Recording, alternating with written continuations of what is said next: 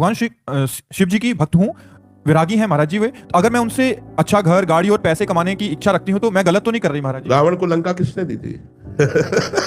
बैरागी ही ले तो दी थी। अरे आप चिताव अस्मा लेपो गरल बसरम दिक्पट धरो जटाधारी कंठे भुजगपति हारी पशुपति, लेकिन उनके मित्र है कुबेर जो चरण सेवक है। भगवान शंकर का सख्य भाव स्वीकार करते हैं कुबेर, तो त्रिभुवन का धनी बना दिया। कई बार कैलाश को उठाकर अपनी भुजाओं से भगवान शिव को प्रसन्न कर लिया, तो लंका प्रदान कर दी। पूरी सोने की थी, पूरी ईंट नहीं लगी हुई थी, केवल स्वर्ण वही लंका थी।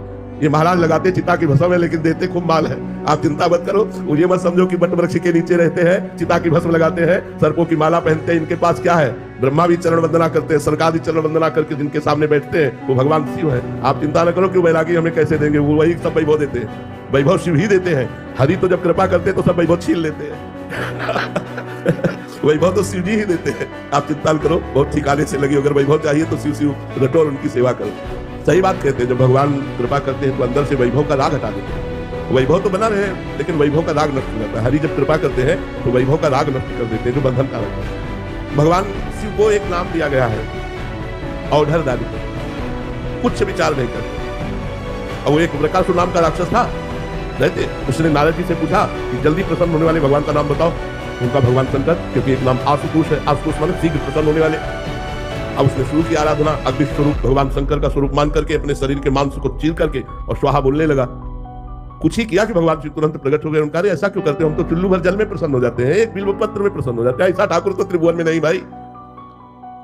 आप देख लो, सब जगह सेव संतरा अंगूर चढ़ते, महाराज के ऊपर धतूर फल चढ़ता है, धतूर का फल चढ़ता है, अकौड़े का फूल, जो किसी के काम में लाए वो भगवान शिव ले रहे। भगवान शिव बहुत जल्दी प्रसन्न होने वाले। तो उन्होंने कहा तू इतना कष्ट क्यों कर रहा है? मैं तो इतने से प्रसन्न हूं, वरदान मांग। उसने कहा मैं जिसके ऊपर हाथ रख दूं भस्म हो जाए। भगवान शिव ने औढ़र दानी होगा तथास्तु। और उसकी दृष्टि बगल में गई, त्रिपुर सुंदरी भगवती उमा महामाया। उसने सोचा पहले बाबा के ऊपर हाथ रख के देखे, जिन्होंने हमको वरदान दिया उन्हीं के ऊपर हाथ। और उसकी दृष्टि बदल गई जगदम्बा के प्रति, और भगवान शिव के ऊपर हाथ रखने के लिए चला। भगवान शिव भागे, अपने ही वरदान से आप भागे। और वो पीछे वृकासुर लगा, जिसे भस्मासुर कहते हैं, और आगे भगवान शंकर ने कहा ये मायावी है, पिंड को छोड़ेगा नहीं, चाहे जिस लोक में भाग के जाए। तो भगवान श्री कृष्ण को पुकारा कि यार अभी समस्या में तुम ही समाधान करो, नहीं तो हम फंस गए। भगवान एक ब्रह्मचारी का वेश धारण करके बीच में एकदम आ गए और कहा नमस्कार वृकासुर जी, नमस्कार। इतने प्रेम से नमस्कार कहा कि रुक गया। कहा भाई आप कहाँ दौड़ रहे हैं? तो शंकर जी इनके पीछे क्यों? बोले इस बात है कि इन्होंने वरदान दिया है हमको कि जिसके ऊपर हाथ रख दे भस्म हो जाएगा, तो मैं इनके ऊपर हाथ रखकर इनको भस्म करके पार्वती को ले लेना चाहता हूँ। अरे बोले यार, दक्ष ने श्राप दे दिया है, इनके पास कोई सामर्थ्य नहीं, हाथ रख के देखो अपने ऊपर, अगर झूठ निकले ना दोनों मिलकर जेल का बस हो गए। चतुर खिलाड़ी भगवान श्री कृष्ण चंद्रजू ने एक सेकेंड में समस्या का समाधान कर दिया। उसने जो भी ऐसे हाथ रखा वो भस्म हो गया। भगवान शंकर को जाकर के भगवान श्री कृष्ण ने प्रणाम किया, भगवान शिव ने श्री कृष्ण को प्रणाम किया, और भगवान श्री कृष्ण ने कहा जगत गुरु थोड़ा सोच समझ के वरदान दिया करो, ऐसी समस्या में फंस जाते हो। दोनों एक दूसरे को इष्ट मानते हैं। देखो भगवान श्री राम रामेश्वर की स्थापना करके पूजन करते हैं, तो महावीर हनुमान का रूप धारण करके भगवान शंकर 11वें रुद्र का अवतार हनुमान जी राम जी की चरण सेवा करते हैं। तो दोनों परम दानी परम उदार हैं। पर भगवान श्री हरि जब कृपा करते हैं तो संसार का राग हटा करके अपने प्रेम को प्रदान कर देते हैं। भगवान शिव से जो मांगे वो प्रदान कर देते हैं। औढ़र दानी, साधक को तो साधना का महत्व देना चाहिए, धन तो अपने आप पीछे घूमेगा। पहले एक बार साधना तो करिए आप। साधक अगर धन की प्रधानता रखता है तो साधना कहाँ हो रही? इसी की तो प्रधानता छोड़नी है, धन की प्रधानता छोड़नी। चाहे गृहस्थ हो चाहे विरक्त, कर्तव्य का पालन करो, फल की आकांक्षा मत करो। भगवान ने कहा कर्मण्येवाधिकार से मां पुलिस कदाचर्य, अध्यात्म में चलना है। आप ईमानदारी से अपने कर्तव्य का पालन करो, आपको धन मिलेगा। जितना धन मिले ईमानदारी से उतने से अपने परिवार का पोषण कीजिए, आपका गृहस्थ धर्म पुष्ट होता रहेगा। साधना की जाती है कामनाओं का नाश करने के लिए, कामनाओं की पूर्णता के लिए नहीं। और जब कामनाओं की नाश की बात सोचते हैं तो विश्व का वैभव उसको घेर लेता है।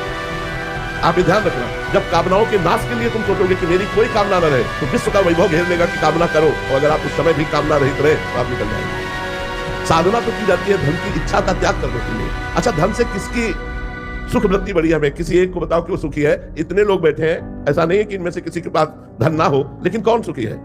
ऐसे पूरे भारत को बैठाल के, विश्व को बैठाल के पूछा जाए कि आप तृप्त हो क्या, तो कहीं कोई बोलने वाला नहीं कि मैं धन से तृप्त हो गया हूं। धन में है क्या सुख? आपको एक कमरे में बंद कर दिया जाए और नोट आपके आसपास रख दिया जाए, आप सुखी हो जाएंगे? धन से भोग मिलते हैं, भोग इंद्रियों से होता है, इंद्रियां मन से संचलित है, मन बुद्धि से संचलित है, बुद्धि मायामयी है, सब खिलवाड़ हो रहा है। जब होए बुद्धि जो परम सयानी चिंतन चितई नानहित जानी, तब वो परमात्मा की तरफ चलती। परमात्मा में बुद्धि स्थित है, मन भगवान के मनन चिंतन में लगा हुआ है, शरीर भगवान की सेवा देश सेवा में लगा हुआ है, और अर्थ जो आ रहा है परिवार और समाज की सेवा में लगा है। ऐसा भक्त गृहस्थ होते हुए भी संत है। अगर वो केवल धन का चिंतन करता है तो फिर साधना किस बात की हो रही है, साधक किस बात का है? साधक भगवत चिंतन करने वाला होता है, और जो भगवान का चिंतन करता है तो कौन सा ऐसा वैभव जो उसके चरणों में न लुट जाए। भगवान का ईमानदारी से चिंतन करो और देख लो कि विश्व का वैभव तुम्हारे सामने आता है कि नहीं आता है। ना चाहने पर भी तुम्हें घेर लेगा। तुम भजन तो करके देखो। इसीलिए हम कहते हैं लोक परलोक के सारे सुखों का त्यागी बनना चाहो या भोगी बनना चाहो, चाहे जो काम ना हो, तुम राधा राधा रटो, तुम नाम जप करो, तुम मांस छोड़ो, मदिरा छोड़ो, पर स्त्री गमन छोड़ो, ये पाप कर्म छोड़ो और धर्म से चलो। यदि सुखी ना हो जाओ तो हमें बताना। अब करोगे पाप तो फिर कैसे सुख प्राप्त होगा? पाप का फल तो दुख है। तो साधना इच्छाओं के त्याग की होती, ना कि इच्छाओं की बढ़ोतरी करने के लिए।